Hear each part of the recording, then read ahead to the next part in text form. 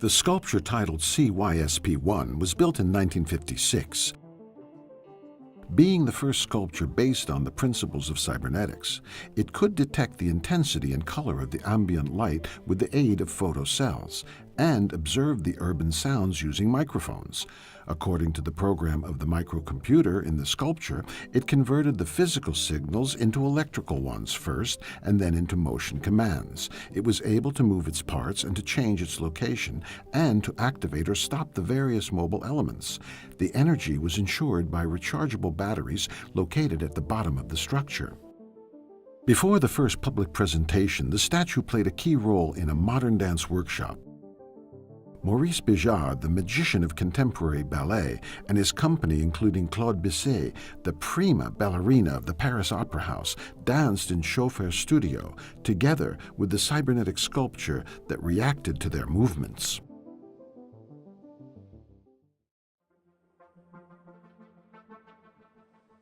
Nicolas Schöffer's masterpiece is the plan of a cybernetic light tower for the Parisian district La Défense. However, the TLC has never been built. The lack of success had two reasons. Georges Pompidou, President of the Republic and the main supporter of the plan, passed away, and the first oil crisis dried up the sponsor's financial resources. Its planned height of 370 meters exceeded that of the Eiffel Tower. It would have been controlled and operated by a central computer. According to the plans, the TLC would have collected a range of data provided by sensors placed all around the city. After digital interpretation and processing, these data would have affected the operation of effectors located on the tower. According to Schöffer's long-term intentions, similar towers situated around the world would have been organized in a web of cybernetic communication. The idea was almost an anticipation of the Internet of our times. Due to the effects of light, the optical size of the tower exceeded considerably the size of the steel construction.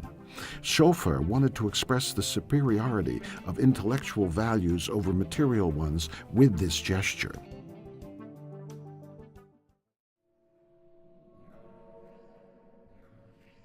One possible way to go beyond the traditional boundaries of the visual arts is, for example, to reduce the limitations in space.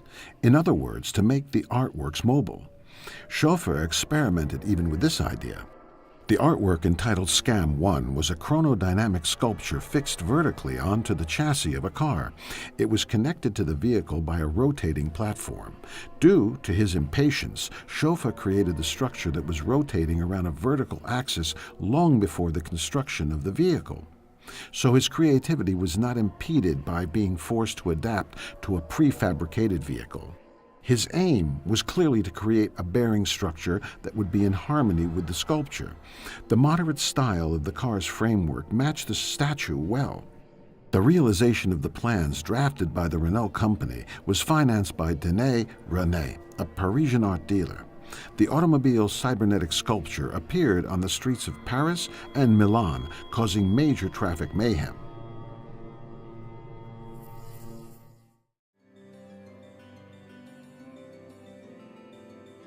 Very little information is available on the fountains entitled hydrothermochronos. Unfortunately, they remained in the phase of planning and have never been realized. The random control is constituted by a combination of programs designed by the artist and the reactions to the signals coming from the environment. The visual effects are accompanied by acoustic phenomena.